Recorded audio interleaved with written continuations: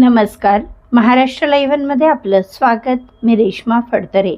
तळेगाव दाभाडे शहरात जिजामाता चौकातील तुळजाभवानी मंदिरातील चोरीची घटना ताजी असतानाच ऐतिहासिक गणपती मंदिरात आज सकाळी चोरीचा प्रयत्न झाला.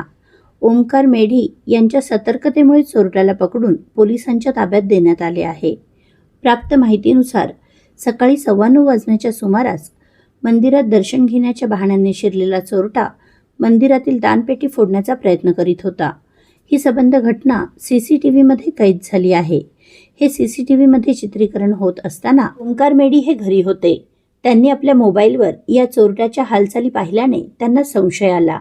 त्यांनी तात्काळ मंदिरात जाऊन स्थानिक नागरिकांच्या मदतीने चोरट्यास जेरबंद करून पोलिसांच्या स्वाधीन केले. एकाच आठवड्यात मंदिरात चोरीची ही दुसरी घटना घडल्याने आता देवही सुरक्षित नाहीत ही भावना नागरिकांच्या मनात घर करू लागली आहे.